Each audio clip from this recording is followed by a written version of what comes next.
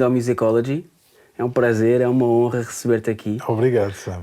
Já nos conhecemos há uns anos e fico mesmo contente que tenhas aceito este desafio e que estejamos aqui ainda por cima para falar de música, né? E para falar de um disco que está cá fora, que as pessoas já podem ouvir, For the Broken Hearted. É verdade. Canções para corações partidos. Exatamente.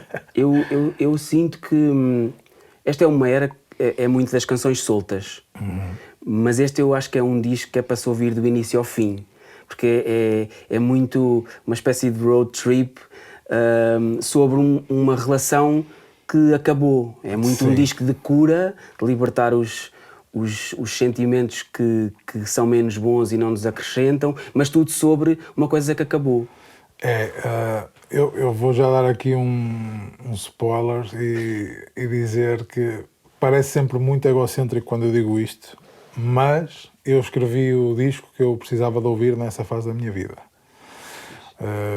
Estava a passar aí por uma mudança radical, estava a mudar tudo e mais alguma coisa, as estruturas das pessoas que trabalhavam comigo nos últimos 7 anos quase, e de repente foi uma libertação, mas o sentimento de separação é igual, seja numa relação amorosa, numa relação profissional. Tu sentes sempre um vazio, ou sejam as mesmas dores, a mágoa, a raiva, essas coisas uma quebra todas. Familiar. É tudo, é sempre sentido da mesma forma. E eu estava mesmo a precisar de algo para ouvir, mas precisava que fosse mesmo pessoal e não estava a encontrar, sabes? E de repente comecei a escrever estas canções para mim próprio.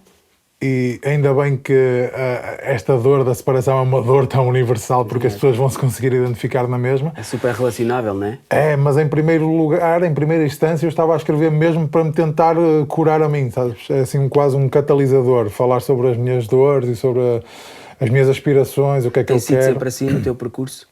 Tem sido muito, já, pronto, a primeira canção, a Honey, na altura já era sobre mim, sobre o que eu estava a passar e a minha família, e eu sempre tive muita dificuldade, agora não tanto, tento trabalhar isso e à medida que vamos envelhecendo acho que essa maturidade emocional é pelo menos obrigatória, se não é devia, e eu sinto que a cantar é muito mais fácil para mim expressar aquilo que eu sinto e processar aquilo que eu sinto, acima de tudo. Okay.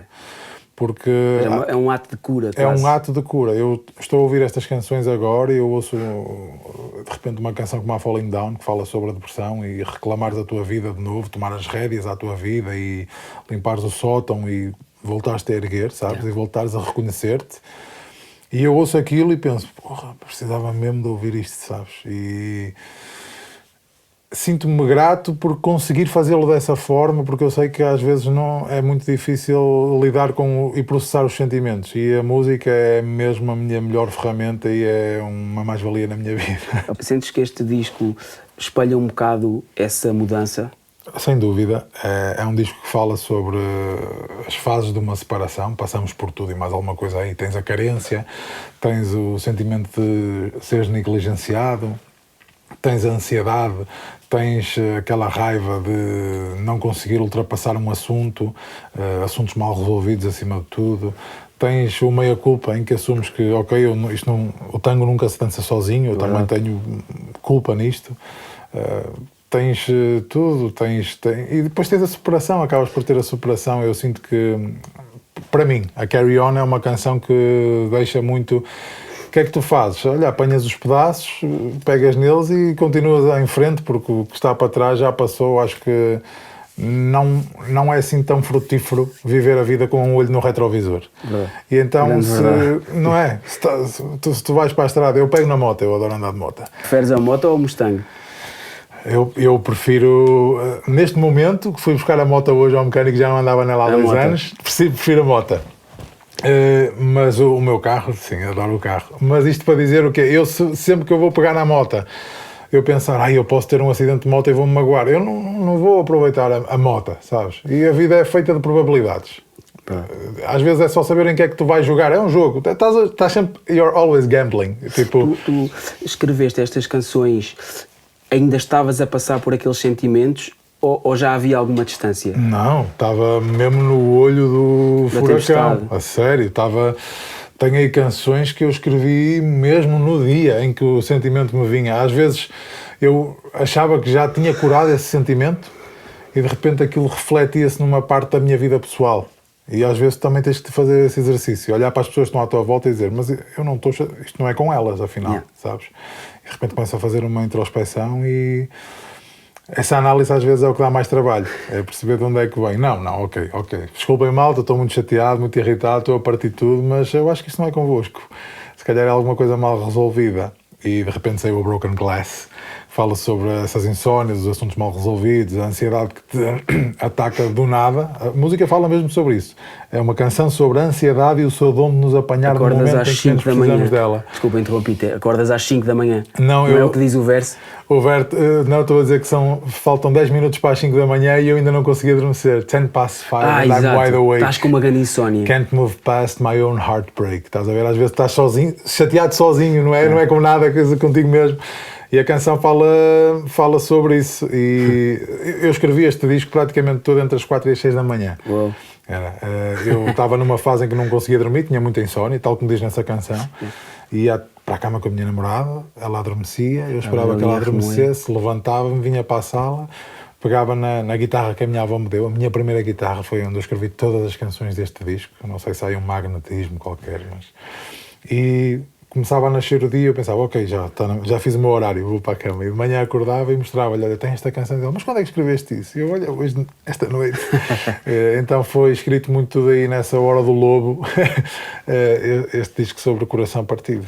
Mas eu sinto que há aqui uma das canções, já que introduziste aí, começaste a falar de faixas em específico, eu sinto que há uma que resume muito o sentimento de todo o disco e é uma grande canção. São todas, mas esta Obrigado. Sinto que resume muito esse sentimento que tu falas que é transversal ao longo das músicas, que é If We Could. If We Could, a cena de querer voltar ao início e poupar-nos aos dois deste sofrimento todo, não é? Yeah. Essa canção foi a canção mais antiga do disco. Foi a primeira de todas. Essa. Foi a primeira que eu escrevi. Porque foi precisamente quando estava no fim dessa relação e estava com esse sentimento fresco. Esse sentimento estava fresco de quem me dera poder voltar atrás e fazer as coisas todas diferentes. Não teria acabado as quem coisas nunca, assim, né? Sabes?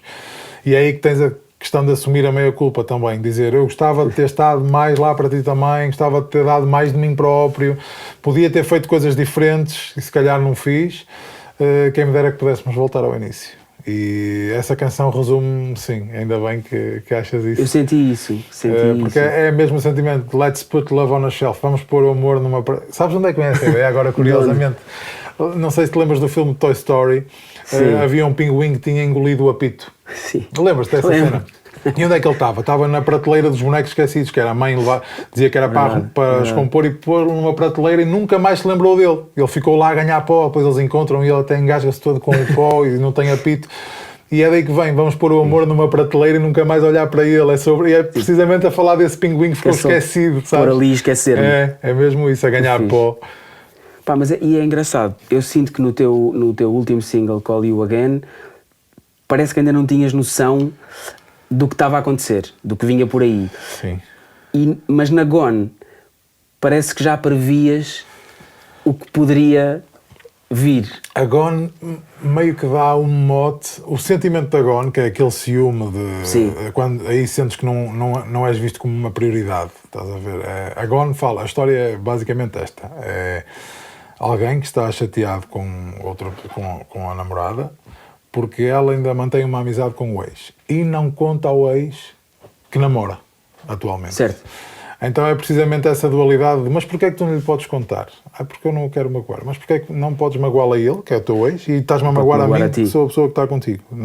Então é essa sensação de não seres uma prioridade.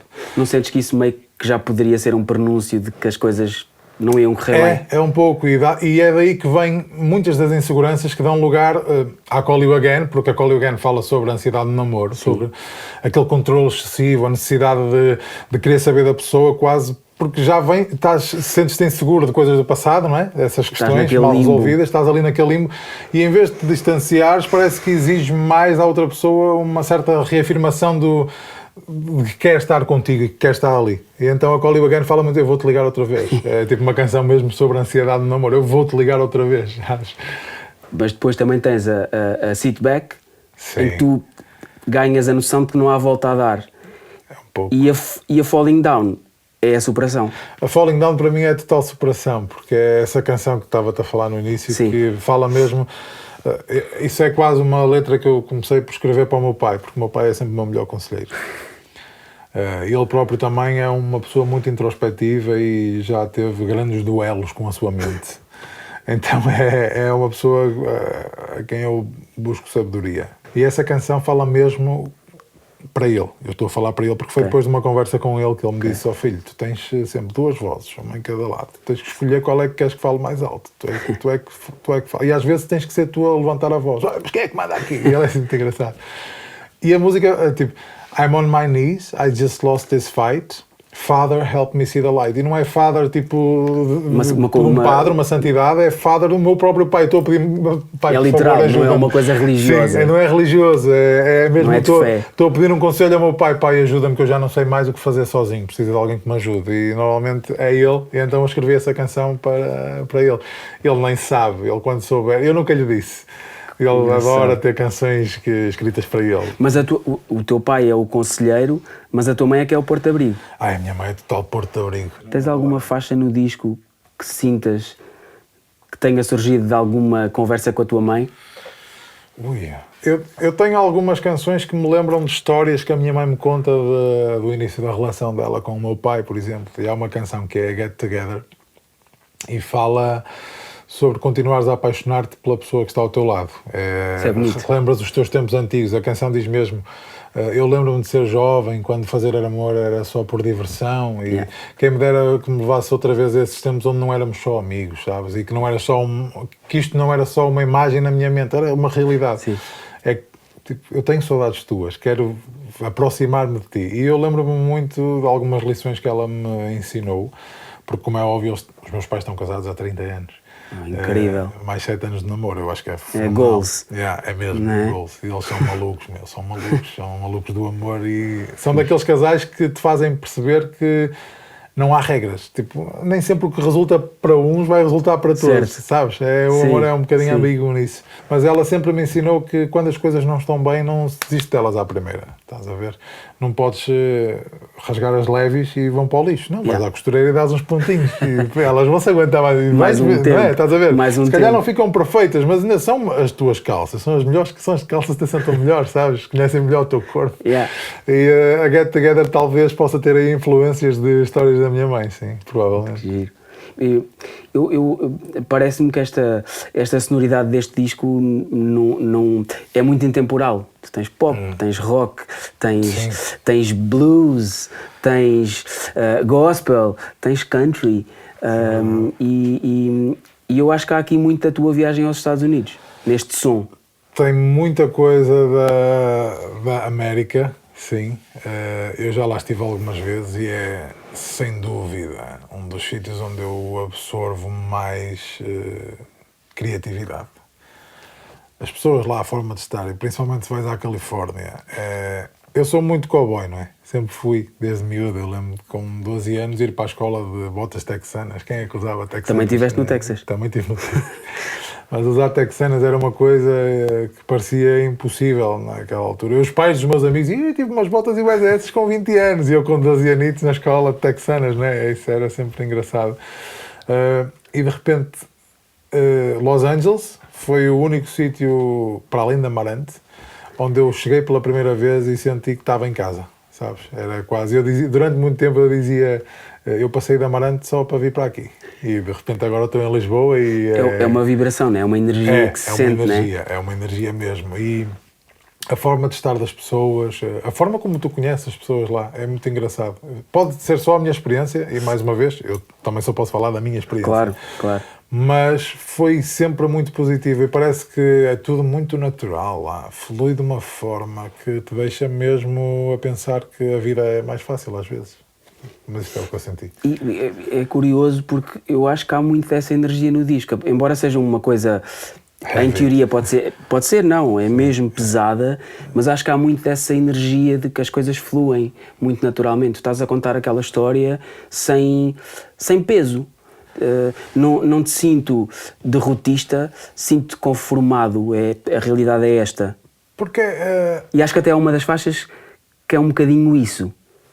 Pois, é provável que tenha um pouco dessa sensação, porque eu acho que a dor, a perda, é uma coisa inevitável na vida. É sit-back. A sit-back é sobre a questão de assumires que estás mesmo literalmente a dizer à outra pessoa, olha, isto sou eu, e fala um pouquinho sobre aquelas pessoas. Não sei se tu já... Espero que nunca tenhas ouvido, mas já deves conhecer alguém que ouviu que era demais. Tu és demais. És muito, sabes? Sim. E a sit-back fala precisamente sobre isso. Eu desconfio sempre quando alguém diz que és demais. Normalmente essa pessoa quer que tu dês menos para não se sentir tão mal com o pouco que dá, sabes? E a sit-back é um bocado, eu não vou dar menos para tu te sentires melhor. Isto é, o amor é isto, o meu amor é isto, e eu tenho isto para dar. Se não queres receber isto, diz-me já, porque alguém vai querer receber isto, sabes? Mas ainda assim eu acho que é uma canção de força. É uma canção de força, é precisamente assumires e dizer assim, pá, não vou dar menos, eu não quero dar menos, não me vou castrar, eu sei que é uma palavra dura para usar num podcast, Sim. não me vou castrar para tu te sentires melhor ou maior, sabes, com o que tu dás. No fundo vais só ser tu próprio. Só ser o próprio. E eu acho que este disco tem essa naturalidade nas canções porque, como eu te estava a dizer, a perda é uma coisa muito natural da vida. E tens que ser muito arrogante para achar que vais viver a tua vida toda e que não vais sofrer um desgosto. Eu acho que ser mesmo arrogante da parte de alguém assumir que não me acontece a mim, é sempre só aos outros. Nunca é só aos outros. E por isso é que o disco é tão natural. Até o dia que te acontece a ti. Até o dia que te acontece a ti. E por isso é que eu estou a falar de um ponto de vista tão pessoal e com tanta naturalidade quando escrevi estas canções, porque eu estava a viver aquela dor toda, mas também estava com consciência de que isto ia passar. Estás a ver? This too shall pass, aquela frase mítica. Sim. Que dá para o bom e para o mau, não é? Para quando chove e para quando faz sol. Que é, se estiveres na melhor fase da tua vida, olha, isso vai passar. Amochas logo, não é? E se estiveres muito mal, olha, isso vai passar. E tu pensas logo é uma relativizas logo, não é? E eu digo que é um bocadinho sobre isso. Olha, estamos aqui todos de coração partido agora, no fundo do poço. Mas, faz parte e vai melhorar. Produção melhorar. do João André. Produção do João André e produção vocal da Diana Martínez. Dupla de milhões, não é? Dupla bombástica. O João André eu ainda não conhecia pessoalmente, já queria trabalhar com ele há uns anos valentes, sempre admirei muito o trabalho dele. E depois é uma pessoa que tem uma coisa muito fixe, que era o que eu estava à procura também para este disco. Ele tem um pé no digital e um pé no analógico, porque ele fez a transição, ele gravou com a Brunhosa nos tem esse lado old school. Claro, viagens, ele esteve presente naquilo, e que é um grande disco, não é? E o João esteve muito envolvido nessa matéria. Sim.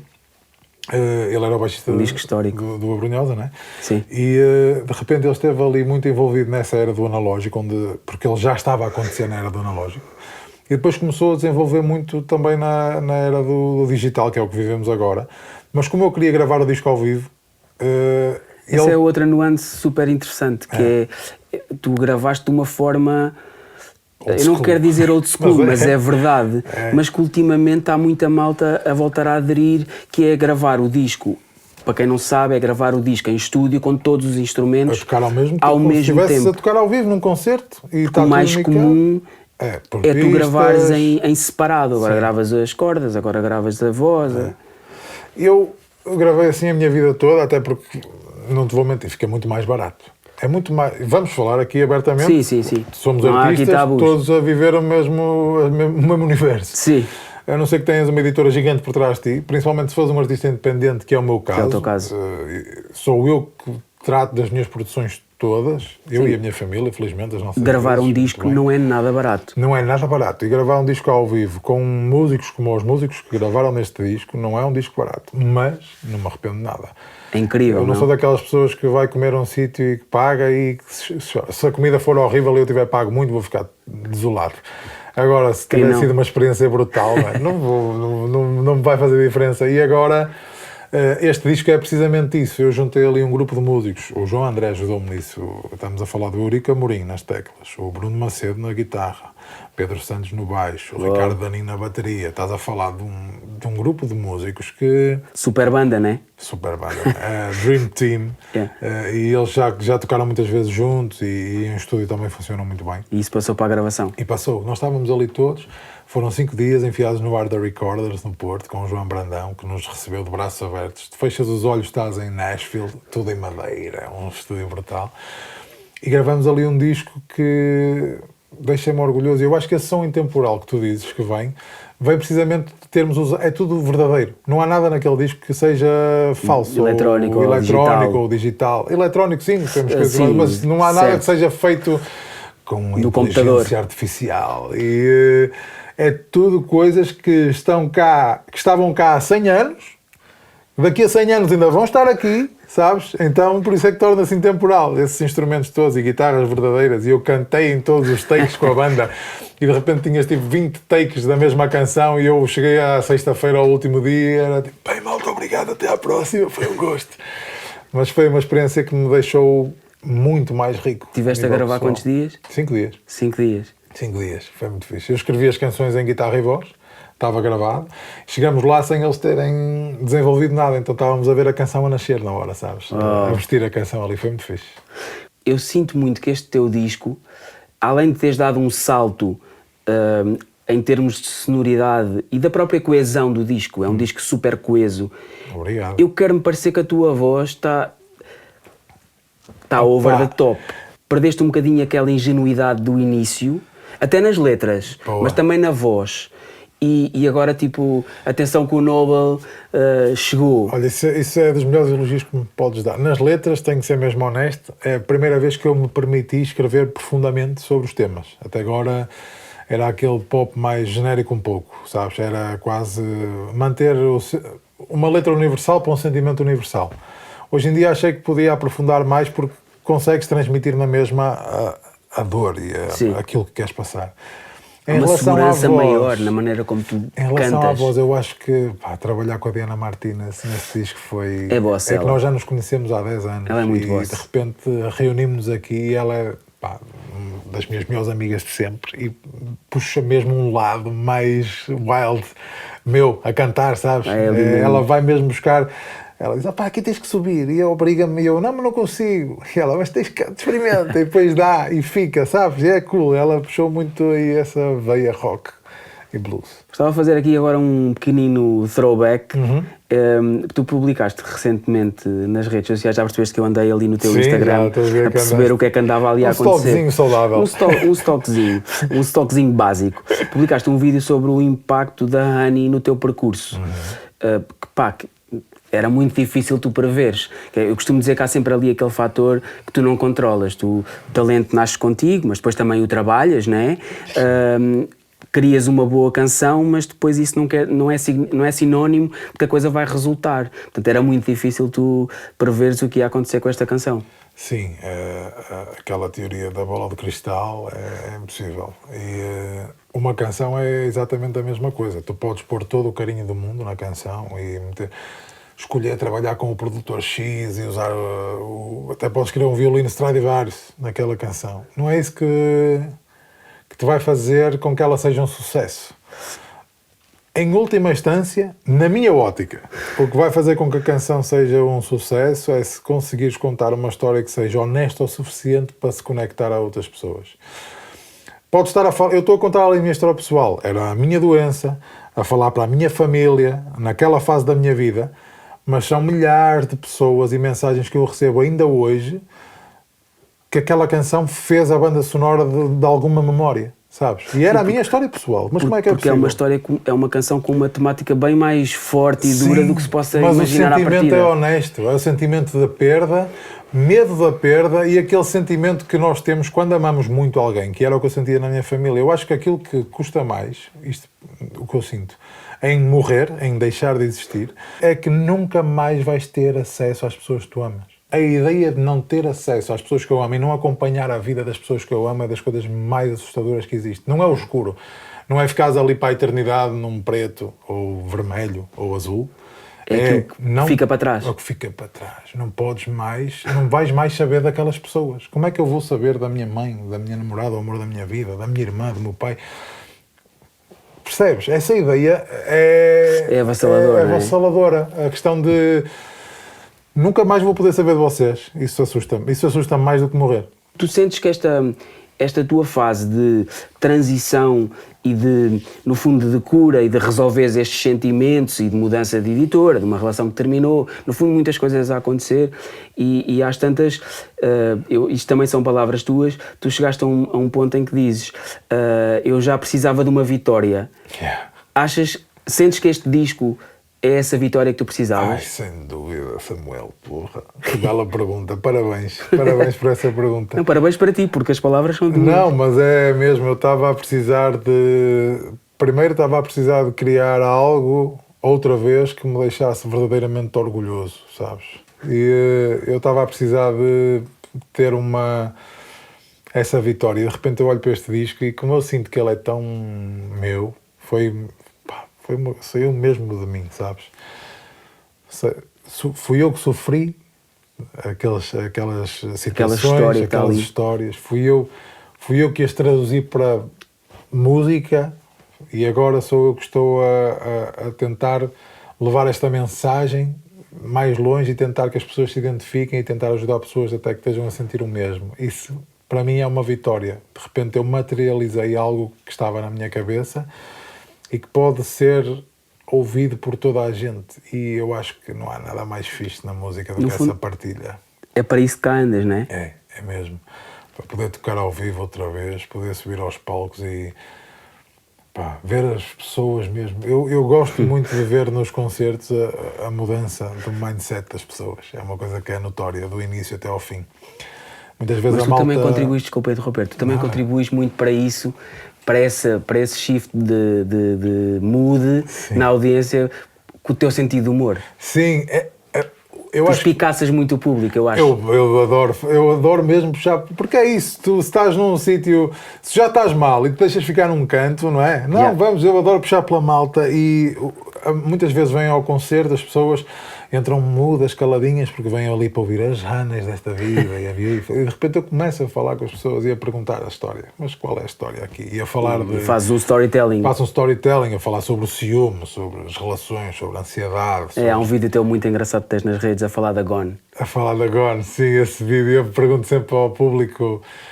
alguém aqui, eu digo sempre, é uma pergunta muito fraturante. Alguém aqui acha que devemos manter amizades com os ex? E é sempre um silêncio sideral. É impressionante.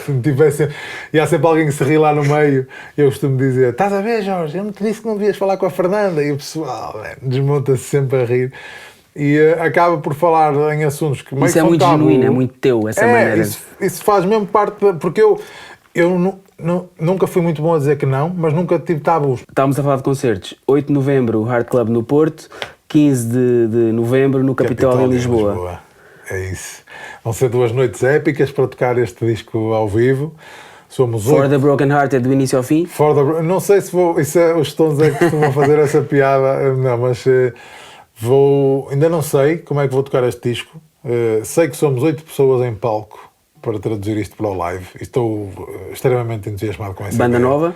Banda nova. The Pretty Ones. Só meninas. Todas Sério? elas, sim. Uau! Porque na altura que eu saí da editora que estava, precisei de arranjar uma banda nova, não é? Certo.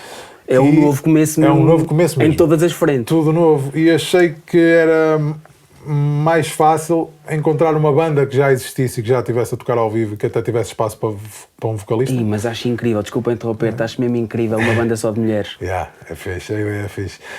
Inicialmente eram só 3 e depois fomos aumentando e começamos todas, elas próprias. Mas então se isso fosse só meninas. E eu, ok, bora lá. Eu acho que é um statement. É cool. E de repente estou a sentir a cena. Está coeso. E está grande, sabes? É isso. Que este disco também precisa disso, não é? Precisa, de repente tem. Eu toco e canto, não é? Toco guitarra acústica e canto, mas tem mais 2 guitarras, baixo, teclas, bateria, back vocals, violino. De repente está ali tudo a acontecer. Full band, wow, sabes? Eu venho daquela escola do Bruce, não é? Banda grande. E agora é a primeira vez que eu vou fazer isso também. Que tens o álbum que pede. O álbum pede mesmo e estou mesmo entusiasmado por ver as versões, por mostrar as versões ao vivo a estas pessoas, ao público. E claro, a Hannah e a Beautiful, essas canções... É obrigatório, tem que né? estar, não é? São as Acho canções... que as pessoas pediam-te o dinheiro de volta se tu não cantasses. Sem dúvida, se eu não cantasse pelo menos a Hannah, essas duas. ou atiravam-me tomates, qualquer coisa assim. Mas sabes que eu também não me sentia bem, acho que era uma falta de respeito às canções, não as tocar, porque pelo menos No fundo a estás Hannah, ali por causa dessas porque as canções te puseram lá. não podes tirar nada do que está para trás. Verdade. Speed of Sound. Respostas em alta velocidade. Um concerto a gostaste de assistir? Tom Odell, no Porto, não me lembro do nome do festival, mas foi ali no Parque de Serralves. Chorei baba e ranha do início ao fim, como já não chorava há muitos anos. Tenho vídeos. Um concerto teu que te fique na memória, que tenha sido super especial. Eu tenho que dizer sempre, e parece repetitivo, mas foi o primeiro, foi no dia 17 de agosto de 2019, em Amarante, no Lar de São Gonçalo, a primeira vez como Noble. Terra natal. Ainda não tinha saído o disco, só existia a Hannah e a Coming Back. Ficaram ali as pessoas 1h30 até ao fim e cantaram a Hannah de volta como se não houvesse amanhã, e foi a primeira vez que eu senti isso na pele. E foi muito... Cantaste essa canção para aí 2 vezes no concerto? Sim, Claro. Deve ser, mas foi muito especial. Um artista que tivesses gostado de conhecer pessoalmente? Há muitos artistas que eu gosto muito, mas Tens que para escolher mim o Tatanka foi, sem dúvida, das pessoas que eu mais gostei. Eu conheci Tatanka com 15 anos.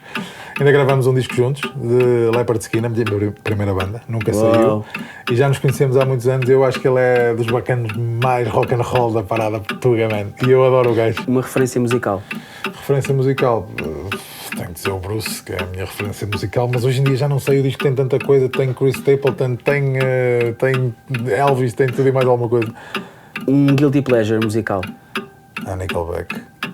Mas tu já não tens vergonha de dizer que gostas Já de não Nickelback? tenho vergonha, não. Eu acho que a coisa já deu a volta e já é cool outra vez. É? Será? Eu adoro Nickelback. Para mim é um bocado difícil dizer Nickelback, agora adoro dizer Nickelback. Vou fazer uma pergunta difícil. Honey ou Beautiful? Honey. Tenho que dizer a Honey porque, para além de ser a primeira... Primeiro filho, né? Primeiro filho gosto mais dessa mesmo, porque a produção simples, só piano e voz, para mim é uma coisa... me cativa sempre. Cantar com o Hermano José ou receber um disco de ouro ou de platina das mãos dele? Por muito que saiba bem receber um galardão de ouro, vou pôr completamente o meu ego de lado e dizer que é muito mais satisfatório cantar com o Hermano José. É uma diversão. Eu lembro-me que fui cantar com ele A Cor do Teu Batom, Exatamente. pelo Tosé Brito, Exatamente. que é das minhas canções favoritas de sempre. Há um vídeo nas tuas redes. Igual a canção. Também é. E eu estava nervoso com uma nota, que aquilo tem uma... O Herman parece que faz tudo na brincadeira, mas ele sabe mesmo o que está a fazer e ele canta muito. Há muitos anos. E tem ali uma nota que era assim a entrada do verso, não estava a ser muito fácil para mim, era a parte que me tinha calhado. E ele com uma classe disse assim, olha, eu acho que é preferível tu cantar o segundo verso, que tem mais letra.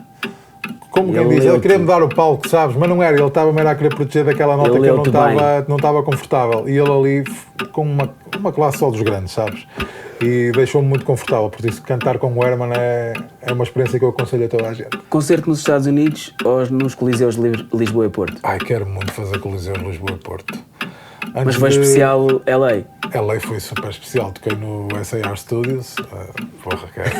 Porra, é mesmo o adjetivo certo. É o adjetivo certo.